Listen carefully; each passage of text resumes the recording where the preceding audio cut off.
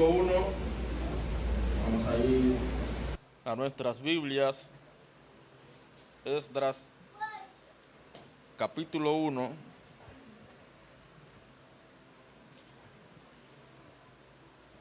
Versículo 1. Cuando lo tenga, diga amén.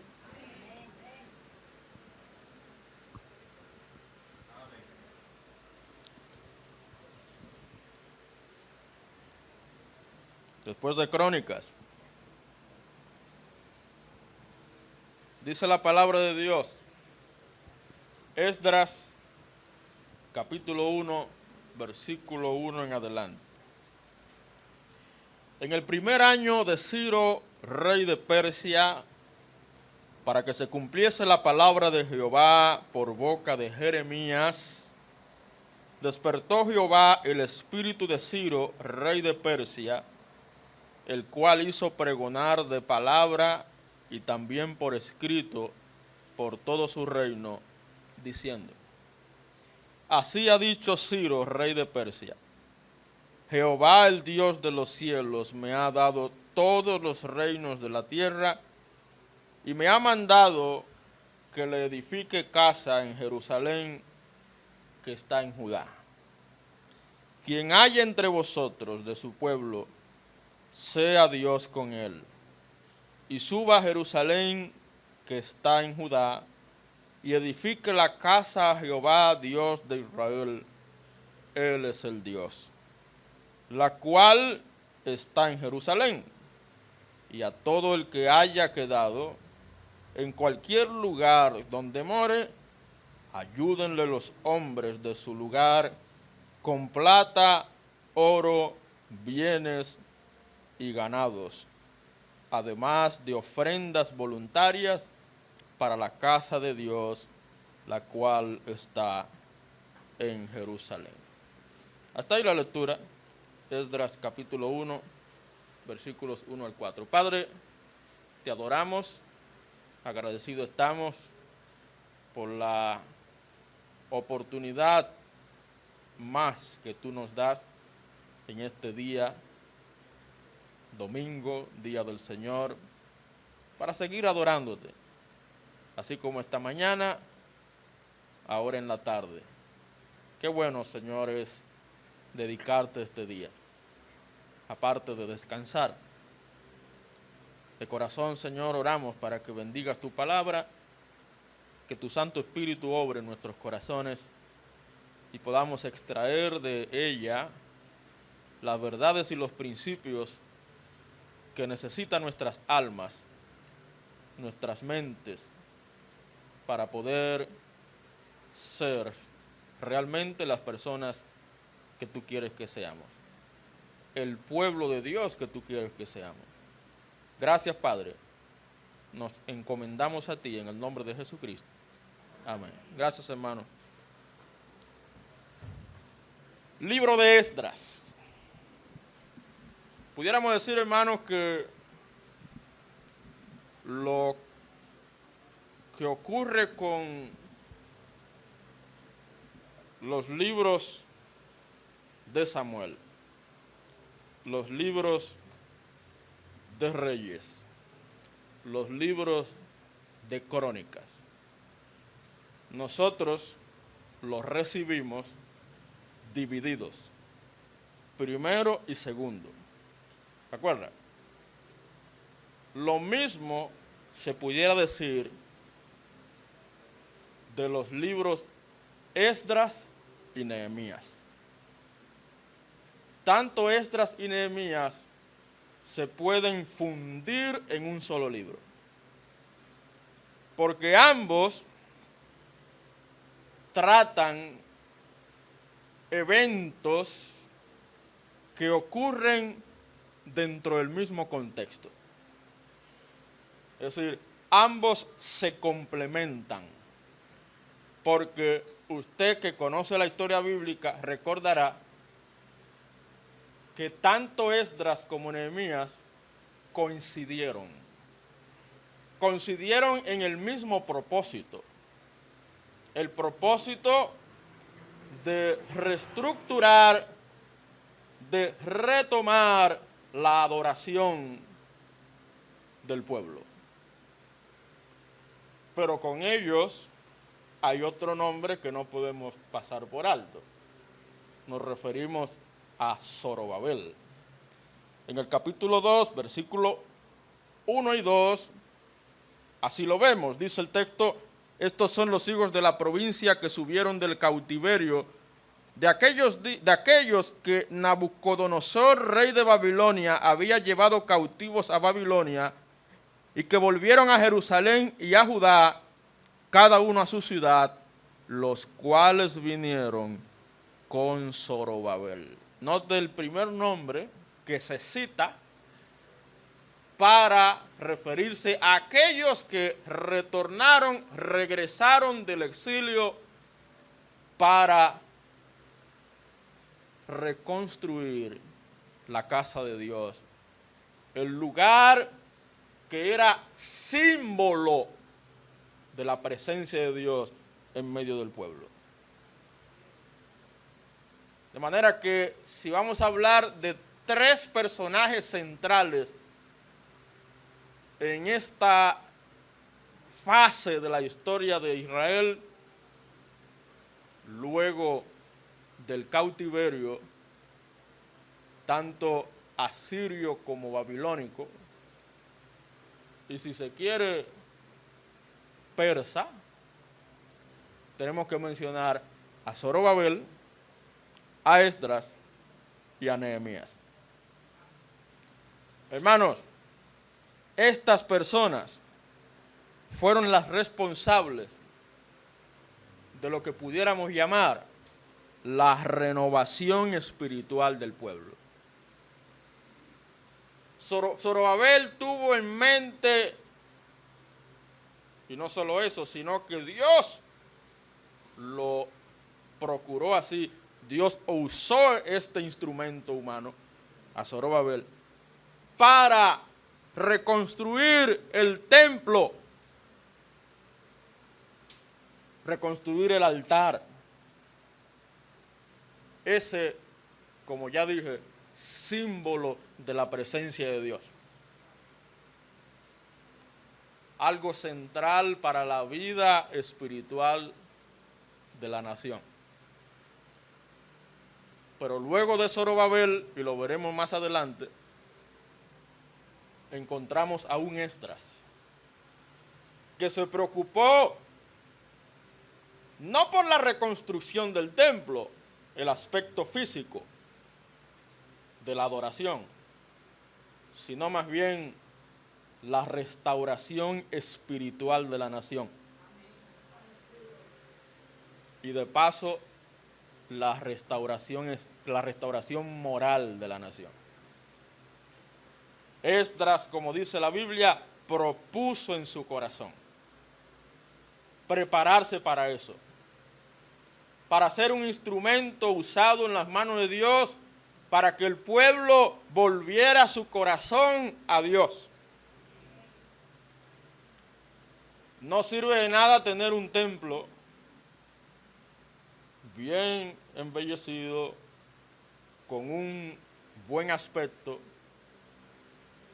bien estructurado, si no hay una adoración correcta delante de Dios. Y después de Esdras, o junto con Esdras, aparece, y ya eso sería lo último que vamos a tratar, aparece un Nehemías. Un Nehemías que se preocupa mucho por los detalles, de manera particular el cuidado y la protección del templo. Nehemías se enfocó en los muros que resguardaban el lugar de adoración, los muros de Jerusalén. Esos tres personajes, hermanos, si resumimos su vida, su obra, su ministerio, su testimonio, tendríamos que resumirlo con esa expresión: renovación espiritual. Hermanos, se necesita renovación espiritual. Se necesita porque habrá momentos, hermanos, momentos duros, momentos difíciles, momentos que nos impactarán, momentos que nos van a desanimar, nos van a llenar hasta de incertidumbre. Usted sabe lo que significa durar 70 años cautivo, repatriado, desterrado, llevado lejos a un lugar desconocido, pero llevado como esclavo, como preso, como siervo. Eso fue lo que pasó con ese grupo de judíos que fueron llevados cautivos por Babilonia. Hermanos, en estos primeros capítulos de Esdras, nosotros encontramos el regreso de la cautividad de Babilonia y de manera subsiguiente la construcción del templo. En otras palabras, vemos el inicio de la historia del regreso y la reconstrucción del templo antes de la época de Esdras. Sucesos claves en la historia del remanente de Israel que regresó a su tierra. Hermano, la nación de Israel pasó por complicaciones, situaciones difíciles. No nos imaginamos, yo creo que ninguno de los que estamos aquí nos imaginamos esa experiencia dura que atravesó la nación de Israel en ese entonces. Muchos de ustedes saben que todo eso fue fruto de la desobediencia, de la infidelidad, del pecado, de la rebeldía de la nación. Dios se lo había advertido, las consecuencias de desobedecer su ley. Y por eso fueron llevados cautivos. Pero hermanos, Dios es un Dios de gracia. Dios es un Dios de misericordia. Dios es un Dios fiel. Él es fiel a su pacto. Él no se olvida de los suyos. Y mucho menos de aquellos que aún atravesando por complicaciones en la vida, se mantienen fieles. Hermanos, he titulado este mensaje a propósito de esos fieles. He titulado este mensaje Pensando en Dios. ¿Por qué lo titulé así? Porque, hermanos, sin importar las complicaciones que se atraviesen en nuestra vida, hay que pensar en Dios. Todos esos que decidieron volver a su tierra, pero no volver por volver, sino volver para restaurar la adoración en Israel, para reconstruir el lugar que era símbolo de la presencia de Dios en medio de ellos. Para eso se llenaron de valor para regresar a su nación. Esos pensaron en Dios. A pesar de las complicaciones que ellos estaban atravesando. Y ya dijimos que Dios es un Dios de gracia. ¿Sabe lo que hizo Dios para que ese retorno, ese regreso de la cautividad fuera posible? ¿Sabe qué hizo Dios? Ya lo leímos. Dice Esdras capítulo 1, versículo 1, en el primer año de Ciro, rey de Persia. ¿Por qué menciona Persia? Porque Persia era el imperio dominante en ese momento. Ya Babilonia había pasado a la historia. Persia se encargó de dominar a los babilonios. Esos que habían no solamente llevado cautivo a los judíos, sino que habían destruido el templo, destruido el altar, habían destruido los muros. Dios usó a los persas y con ellos al rey Ciro. Y dice el versículo 1, para que se cumpliese la palabra de Jehová por boca de Jeremías. Jeremías, ese también promotor de la restauración de la adoración en el pueblo.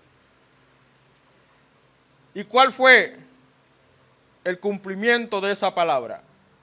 Dice el texto, despertó Jehová el espíritu de Ciro, rey de Persia. ¿Quién fue que movió el ánimo del rey? Dios.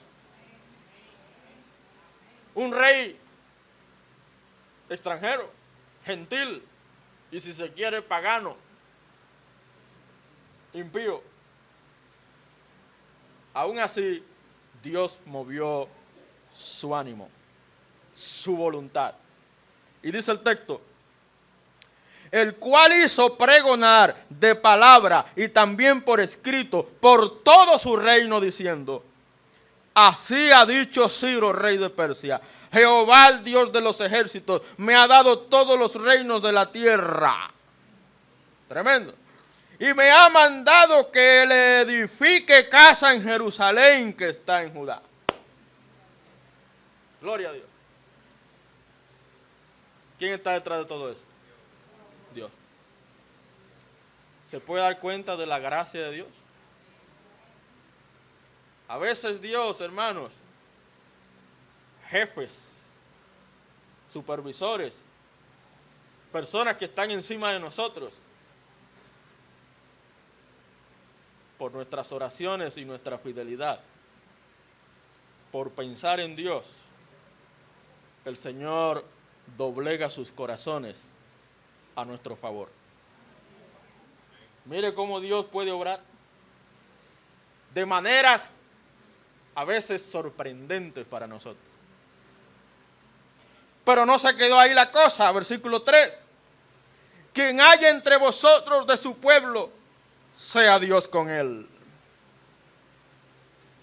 Tremendo. Y suba a Jerusalén que está en Judá, y edifique la casa a Jehová, Dios de Israel. Él es Dios, la cual está en Jerusalén. Y a todo el que haya quedado en cualquier lugar donde more, ayúdenle los hombres de su lugar con plata, oro, bienes y ganados, además de ofrendas voluntarias para la casa de Dios, la cual está en Jerusalén. Es decir, este hombre no solamente se identificó con la causa del pueblo de Dios, sino que lo ejecutó. Él dispuso que todos los pueblos vecinos que él ya había conquistado se la pusieran fácil a los judíos. Todo por un remanente que piensa en Dios. ¿Se da cuenta lo bueno que es pensar en Dios? A pesar de las complicaciones. ¿Usted cree que usted se mantendría fiel después de 70 años? No es paja de coco, ¿eh? Ahora la pregunta es, ¿qué es pensar en Dios? Pastor, yo pienso en Dios. todas las mañanas me levanto pensando en Dios. ¿Seguro? ¿Sabe usted lo que significa pensar en Dios? ¿Qué dice la Biblia sobre lo que es pensar en Dios? Ojalá nosotros podamos ser ese remanente que piensa en Dios. Ese remanente fiel que a pesar de los pesares sigue fiel y Dios obra a su favor.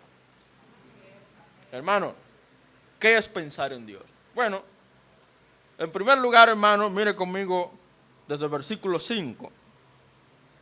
Entonces se levantaron los jefes de las casas paternas de Judá y de Benjamín, y los sacerdotes y levitas, todos aquellos cuyo espíritu despertó Dios para subir a edificar la casa de Jehová, la cual está en Jerusalén.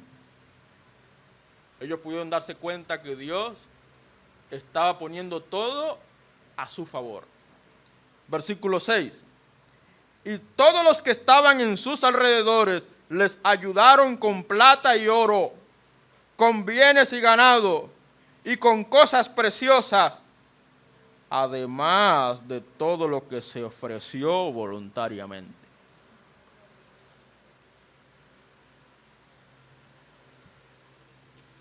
Hermano,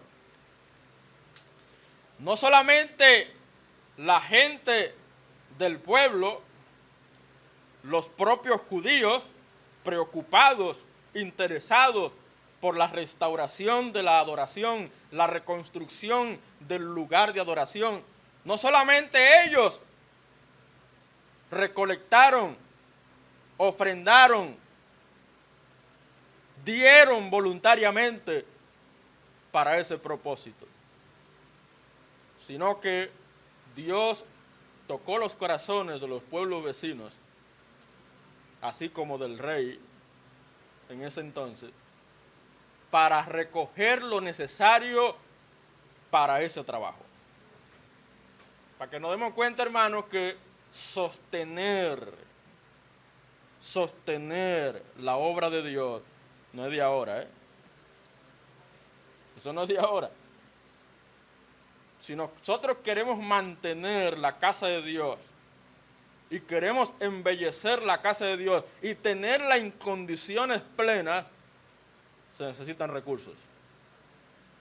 Ahora bien, la pregunta es, ¿qué es pensar en Dios?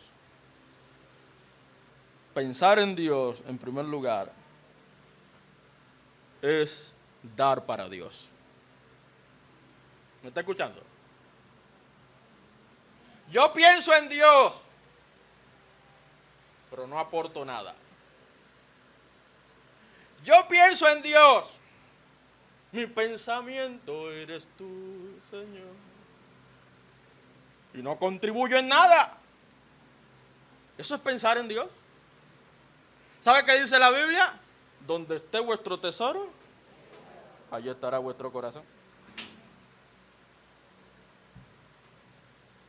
Tú vas a estar pensando y sintiendo y tu corazón latiendo en aquello que tú estás dispuesto a dar y hasta sacrificar lo que haya que sacrificar. Pensar en Dios es dar para Dios. Y no piense que solamente es dar plata, dinero. Es dar tu talento, tus destrezas, tus habilidades y hasta tu tiempo. Dar para Dios. Cuando usted se entrega a algo, cuando usted se apasiona por algo, es porque usted tiene su mente en eso y tiene su corazón en eso. Pensar en Dios es dar para Dios, ofrecer a Dios, contribuir para Dios. Eso es pensar en Dios. Esos judíos que vivieron años en situaciones precarias, tenían su mente en el Señor. Y estaban esperando el momento idóneo, el momento preciso para desprenderse y de manera generosa dar lo que tengan que dar para ver posible la restauración de la adoración a Dios. En el capítulo 2, versículo 69, note conmigo, podemos leer desde el 68. Y algunos de los jefes de casas paternas, cuando vinieron a la casa de Jehová que estaba en Jerusalén, ¿hicieron qué? Hicieron ofrendas voluntarias para la casa de Dios, para reedificarla en su sitio. Según sus fuerzas, dieron al tesorero de la obra 61,000 dracmas de oro, 50,000 libras de plata y 100 túnicas sacerdotales. Dígame si no pensaban en Dios. Entonces, pensar en Dios no es de la boca para afuera. Pensar en Dios es demostrarlo. Contribuyendo, aportando, dando, sacrificando lo que haya que sacrificar. Todo por la gloria de Dios.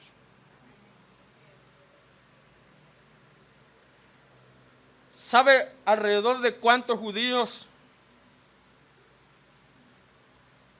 fueron que regresaron? Y eso que no eran todos. Algunos prefirieron quedarse allá. Porque allá ya se habían asentado, estaban cómodos y ya estaban acostumbrados a ese estilo de vida. No estaban interesados en volver a la adoración a Dios. Pero un remanente, y alrededor de 50,000 judíos tenían en su corazón volver con ese fin. Esos judíos tenían suficiente interés como para dejar la seguridad y el lujo de Babilonia y regresar a su tierra. Y eso le encanta a Dios. A Dios le encanta bendecir lo que voluntariamente le ofrecemos. Por eso Dios tornó todo a su favor. Cuando usted es desprendido para Dios y para las cosas de Dios, Dios, hermanos, reposa su gracia sobre usted. Tenga la seguridad de eso. Por eso la Biblia nos aconseja que demos no de mala gana ni por necesidad, porque Dios ama al dador alegre. No al dador agarrado, quejoso, no al dador que para todo pone un pero, al dador alegre. Y es el dador alegre que tiene su mente y su corazón en Dios, porque con sus hechos lo demuestra. Dios nos pide que demos según nuestra capacidad. No según lo que tenemos, lo que no tenemos. De eso tenemos que estar claros. Dios nos pide que demos según nuestra capacidad. Mire lo que dice Hechos capítulo 11, si puede ver conmigo. Hechos capítulo 11,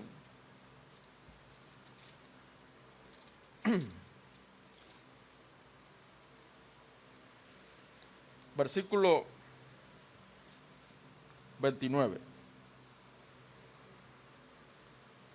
Está hablando de la iglesia en Antioquía y dice el texto: entonces los discípulos al ver, ¿verdad?, una necesidad que tenía una región, cada uno conforme a lo que tenía, determinaron enviar socorro a los hermanos que habitaban en Judea. ¿Cómo fue que aportaron? Conforme a lo que tenían. Bueno, solamente tengo 100 pesos. Pues dé de acuerdo a lo que tiene. Pero dé. No se agarre. Es que tengo poco. Dé de lo poco. O se olvida de la viuda. No cantamos ese coro todo el tiempo. ¿Que dio qué? Lo que tenía. ¿Y qué era lo que tenía? Y ya. Dígame si esa mujer no pensaba en Dios.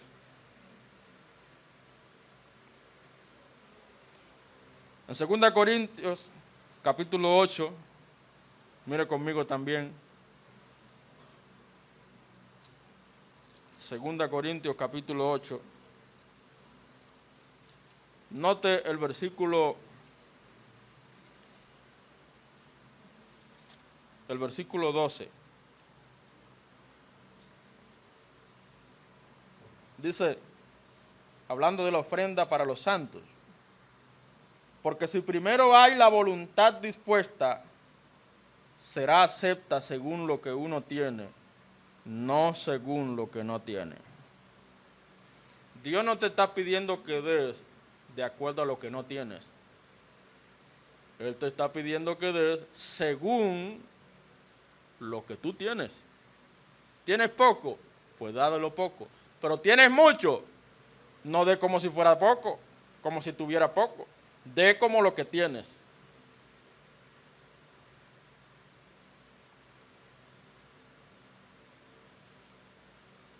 Hermano, ese es un tema que a veces los pastores y los predicadores no les gustan tocar, porque es un tema sensible.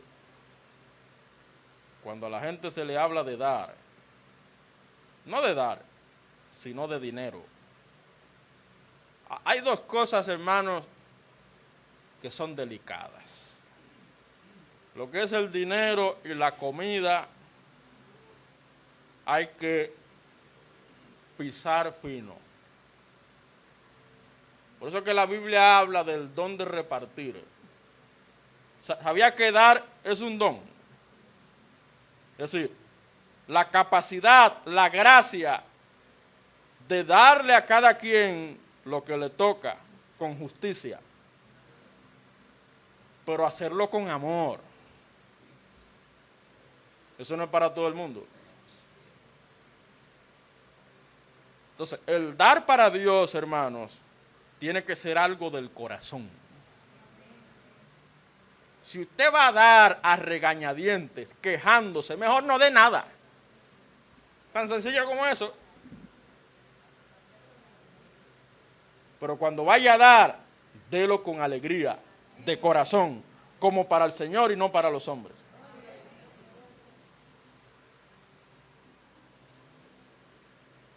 Pensar en Dios es dar para Dios. Y ustedes saben, hermanos, que cuando damos con el propósito de que la obra de Dios se sostenga, y al sostenerse, la obra de Dios se haga. Que las almas sean alcanzadas. Que la palabra de Dios sea proclamada.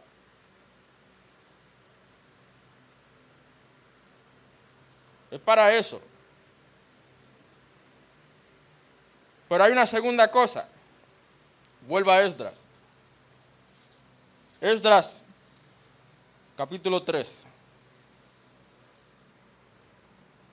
Sigue hablando el libro sobre aquellos que regresaron para restaurar la adoración. Y mire conmigo en el capítulo 3, versículo 11. Podemos leer el 10 para tomar la idea. Dice, y cuando los albañiles del templo de Jehová echaban los cimientos, Es decir, ya se recogió la ofrenda, ya los recursos estaban ahí, ¿y qué quedaba? Arrancar, comenzar la obra. Se comenzó la obra, vamos para adelante. Pusieron a los sacerdotes vestidos de sus ropas y con trompetas, y a los levitas, hijos de Asaf, con címbalos. ¿Para qué? ¿Para qué? Para que alabasen a Jehová, según la ordenanza de David, rey de Israel, según los salmos. Y dice el 11, y cantaban, alabando y dando gracias a Jehová, y diciendo, porque Él es bueno, porque para siempre es su misericordia sobre Israel. Y todo el pueblo aclamaba con gran júbilo, alabando a Jehová, porque se echaban los cimientos de la casa de Jehová. Gloria a Dios. En segundo lugar, ¿sabe qué es pensar en Dios? ¿Ya vimos primero? Pensar en Dios es dar para Dios. En segundo lugar, pensar en Dios es alabar al Señor. Esa gente desde allá, desde Babilonia, desde cuando la cosa estaba color de hormiga, allá, cuando la piña estaba agria, allá, ellos estaban pensando en volver al lugar de adoración y allí alabar a Dios. Ellos no esperaron que terminara la obra. Ellos solamente vieron que comenzó la obra y ahí comenzaron con júbilo a alabar al Señor, porque su mente estaba en eso. Pensar en Dios es alabar a Dios. ¿Y para qué venimos a la iglesia? No a alabar a Dios. Yo pienso en Dios, pastor. Piensas en Dios, pero vienes cuando puedes, cuando te acuerdas. Y peor aún, canta si quieres. ¿Cómo usted va a venir a la casa de Dios a escuchar a otros cantar cuando usted puede cantar? No estoy diciendo cuando usted sabe cantar, eso es otra cosa. Una cosa es saber cantar y otra cosa es cantar. Si usted viene a la casa de Dios, cante con júbilo, cante con regocijo, pensando en Dios. Ese deseo fervoroso de venir a la casa de Dios y alabar con su pueblo al Señor. A lo largo de la Biblia, el canto juega un papel importante en la adoración a Dios y en el camino de fe. La iglesia está haciendo una inversión para eso. Nosotros queremos tener un ministerio de alabanza. No directores de música. Que ni siquiera yo llego ahí. Porque un director de música se supone que conoce música. Y domina los tiempos. Cada himno tiene tiempo. 4x4, 3x4, 2x2, 6x8, creo que así también. Y eso se controla. Y se dirige a la congregación. Entonces, los directores que estamos aquí es haciendo un esfuerzo que estamos. Es un intento que estamos haciendo. Pero va a llegar el momento, y tiene que llegar el momento, cuando aquí haya un grupo de alabanza que dirija la adoración, el canto congregacional. Músicos, adoradores, coro. Y estamos empezando con los niños, porque ellos son los que vienen. Y de ahí van a salir los adoradores, de esos niños. David se preocupó por eso. Y ellos, pensando en Dios, se acordaron de eso. El canto alegre conecta nuestros corazones con Dios y nuestros corazones son lo que Él realmente busca. No es apariencia. Usted puede venir vestido lo más piadoso que quiera, pero si su corazón no está conectado con Dios, eso no sirve de nada. Dios no mira lo que mira el hombre, Dios mira el corazón. Entonces, ninguna vida de fe está completa sin celebrar de manera acostumbrada la adoración a Dios. En el capítulo 6, versículo 16, note conmigo, Esdras 6, 16, dice el texto: entonces los hijos de Israel, los sacerdotes, los levitas y los demás que habían venido de la cautividad, hicieron la dedicación de esta casa de Dios con gozo. De eso se trata. Esa gente tenía su mente en el Señor. Y cuando vieron concretizado, materializado su deseo, hermanos, no nos imaginamos el gozo que sintieron esos judíos. ¿Quién fue que dijo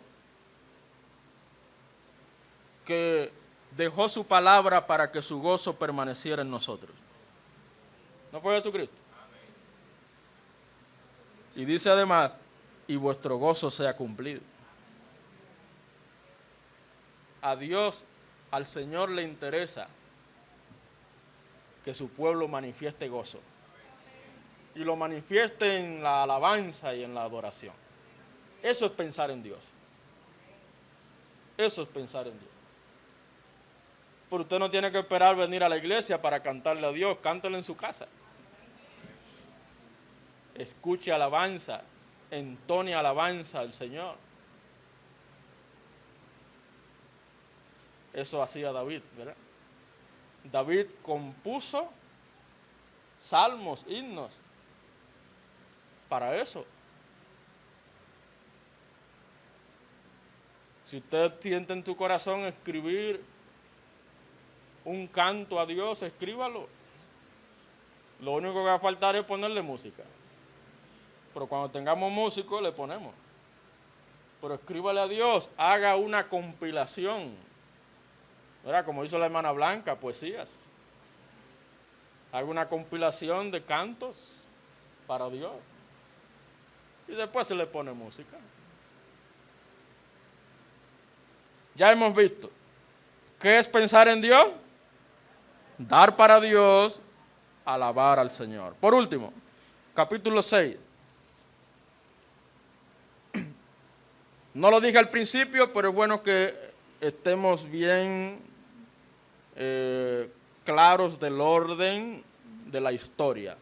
Desde el capítulo 1 al capítulo 6 encontramos la intervención de Zorobabel para la reconstrucción del templo y del altar para la adoración. Capítulo 7 al capítulo 10 de Esdras, encontramos la intervención de Esdras para restaurar la adoración, la vida espiritual de la nación, pero también moral de la nación. Y eso lo miraremos en la próxima.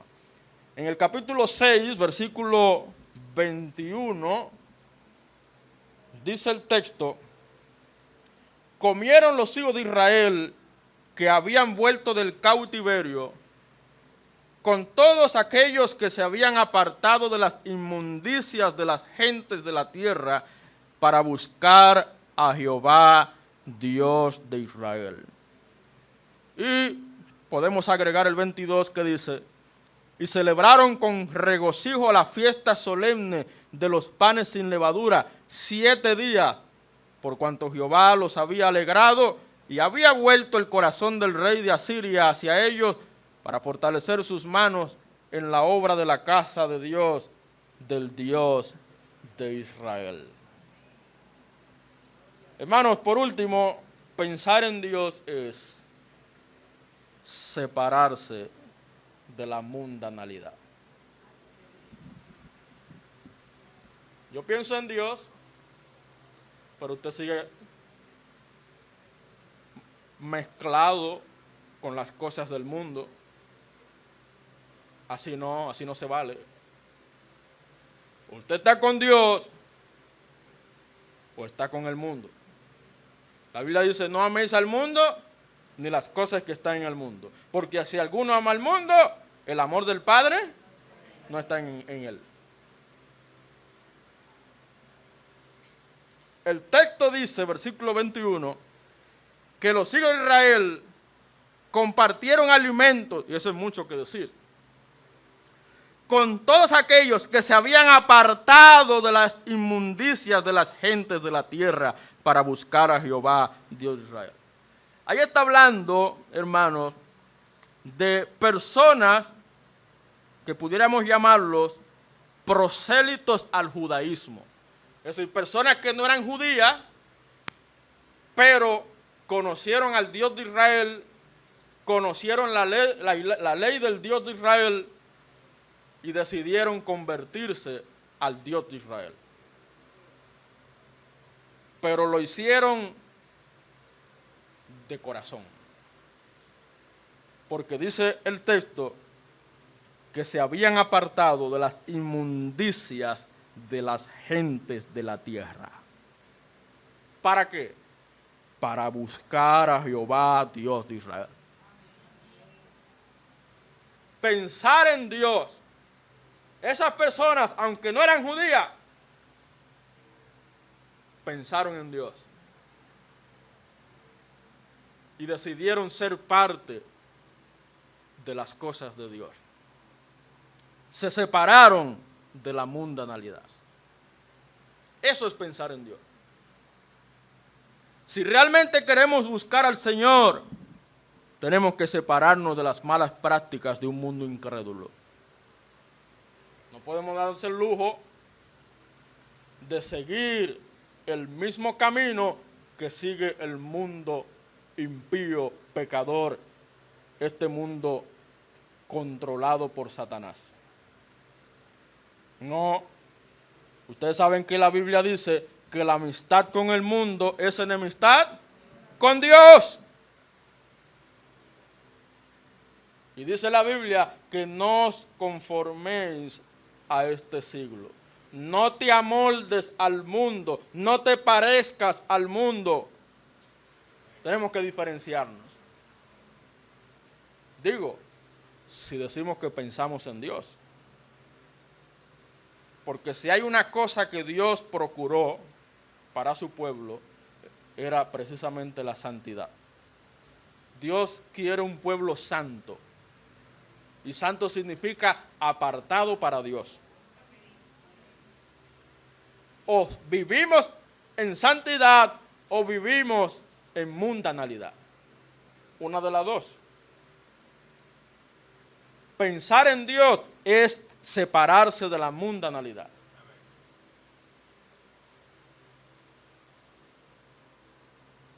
Ellos habían confesado su impureza espiritual ante el Señor y se habían identificado con el pueblo de Dios.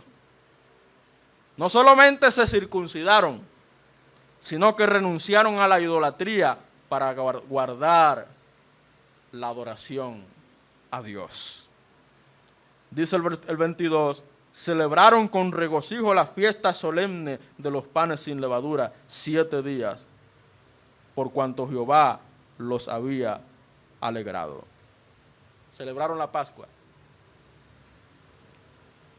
Hermanos, todos cuantos habían dejado atrás, no solo su país, sino especialmente las supersticiones, es decir, las creencias que ellos tenían, ¿verdad?, en su cultura, en la sociedad en que vivían. También idolatrías e inmoralidades de su país. Se habían adherido a Jehová, Dios de Israel, como su Dios. Y por lo tanto, participaron de la adoración. Pensar en Dios es separarse de la mundanalidad. Yo pienso en Dios, pero sigo pensando en el mundo. Dígame eso. Eso no cuadra. Eso es como los judíos, ¿verdad? Los israelitas cuando salieron de Egipto, en el desierto, todavía estaban pensando allá en Egipto. Por eso cayeron en el desierto.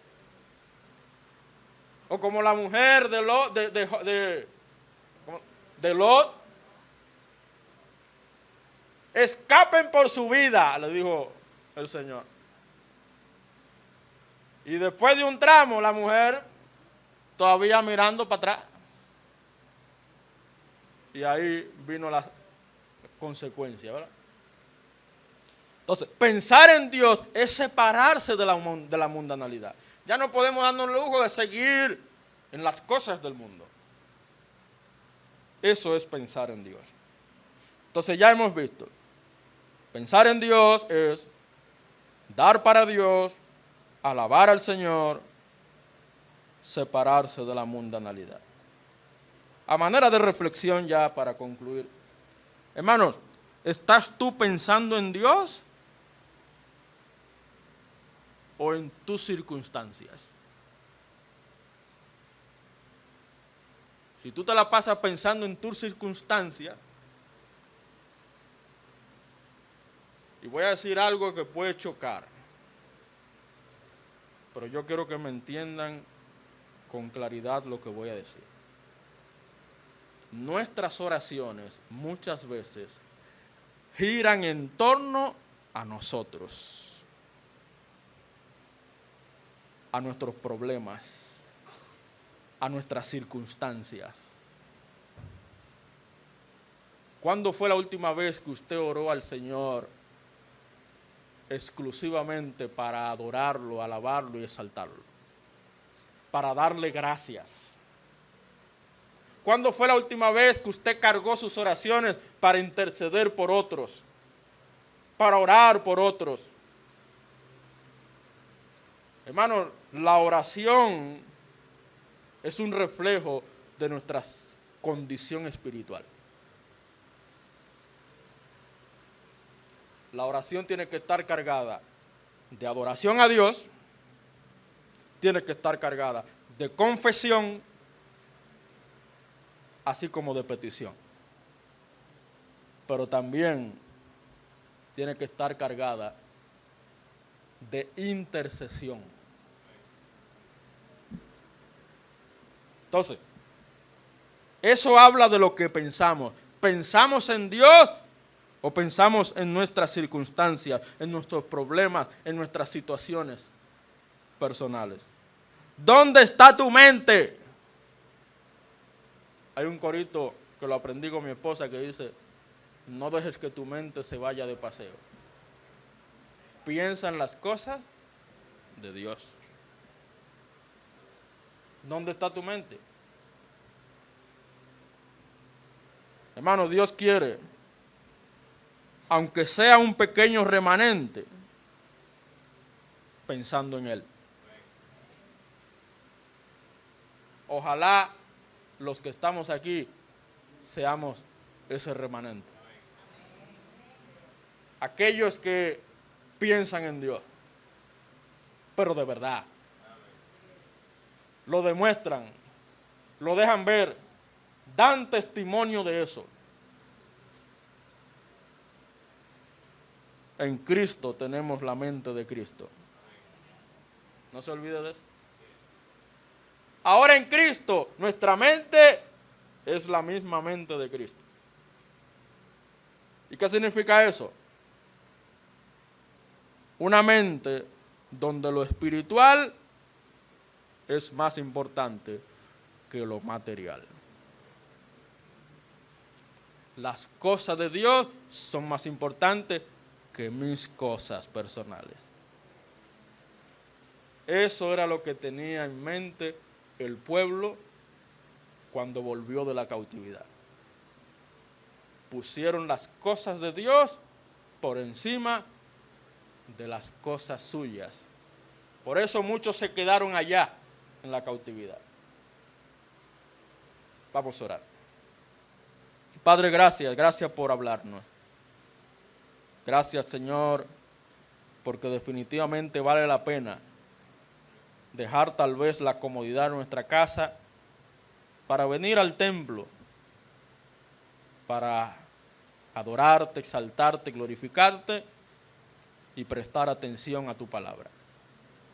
Gracias por este libro de Esdras, un libro histórico.